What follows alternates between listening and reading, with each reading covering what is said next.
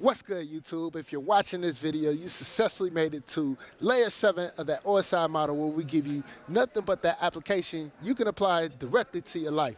My name is Lightfoot, and I'm joined by Brandon Carroll. And in this video, it's time to get serious with GitOps. Now, we're going to talk about GitOps, but before we do, a message from Brandon. Have you ever heard this before?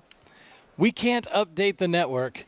The business doesn't allow it. I'm sure you have, right? If you have, I want you to tell us down in the comments. That's not the only thing that we hear from our network engineers. We also hear that every time we implement a change in the network, something breaks. Again, sound off in the comments. I want to know if you've heard this as well.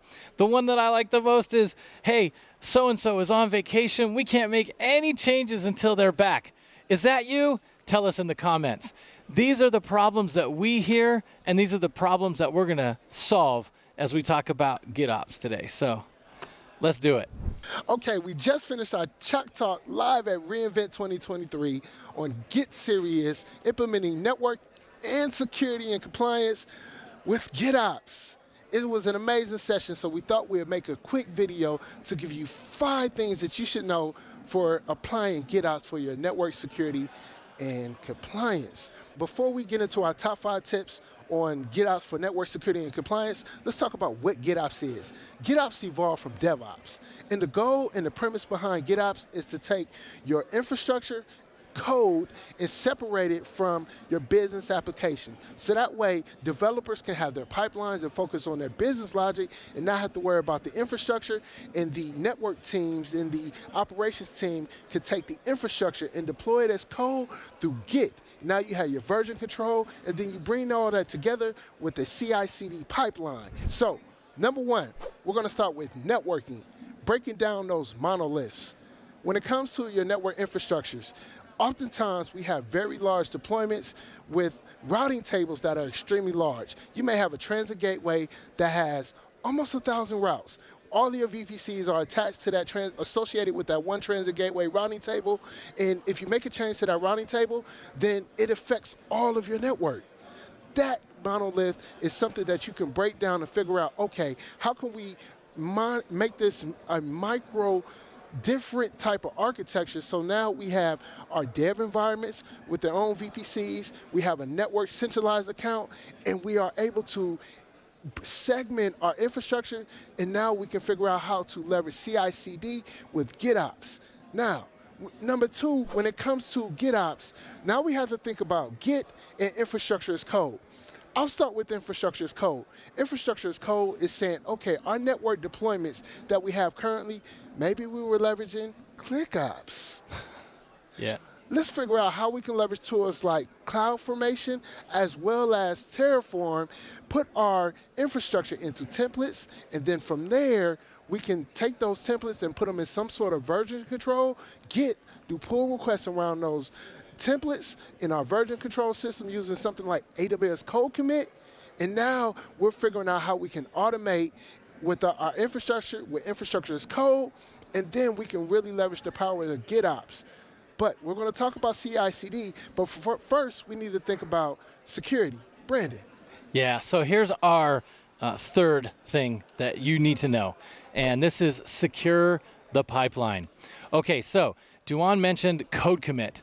So when we look at a pipeline, we have a couple of things that make up the pipeline. We have code commit, code pipeline, code build. Each of these areas is critical to make sure that it's secured. So when it comes to code commit, we want to think about permissions, and we want to think about access to that repo, HTTPS, SSH, and making sure those credentials are tied to IAM.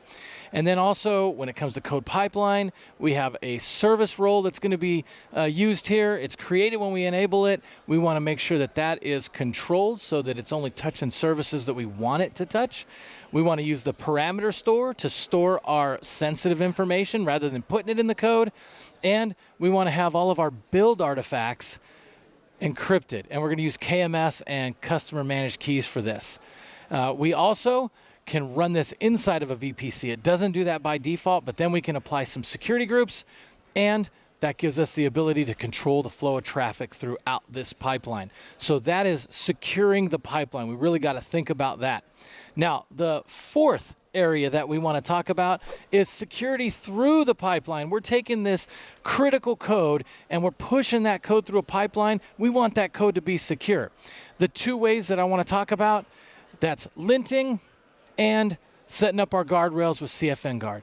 So when it comes to linting, linting's going to not only look at our syntax, but it's going to look at things like, hey, did I accidentally apply my public route table to and associate it with my private routing table, or a public subnet associated with my private routing table. It's going to look for things like that when it goes to the linting. Those can become security issues, so that's a critical piece.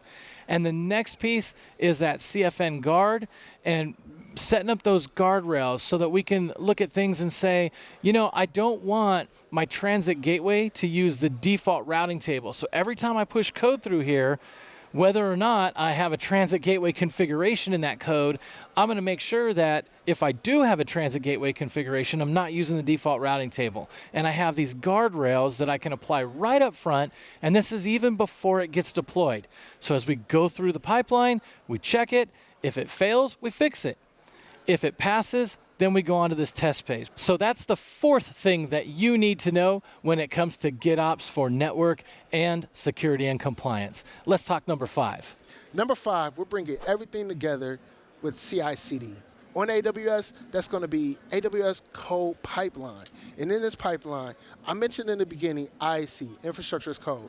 So now you're building this on your laptop, you're building it in Cloud9, somewhere you're using templates as YAML files, JSON with CloudFormation, or TF files with Terraform. And then we're sending that to the pipeline with our source in our first stage of our pipeline, which is going to be that source stage. And here, we're doing our version control. So now when the pipeline sees there's a change to our repository, now it's going to trigger the entire pipeline to go to that build phase to do the linting, the CFN NAG, and all the tests that we need to run at the user acceptance testing phase. And once those tests have passed locally on our build, which can be AWS code build, which is a Docker container, then we can deploy to a test environment to verify with things like reachability analyzer, as well as network access analyzer, that we have the network access and the paths in place that we actually need. And then at that point, we can do some approvals. And once all those tests have successfully passed, then from there we could go to a change set in that production stage. And if the change set is approved, all changes should be done and applied to production.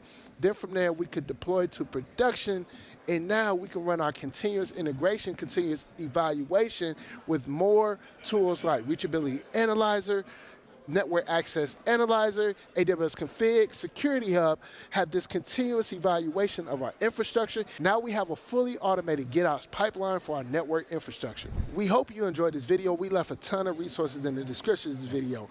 Brandon's going to take us out. If you have any comments, please leave them in the comment section below.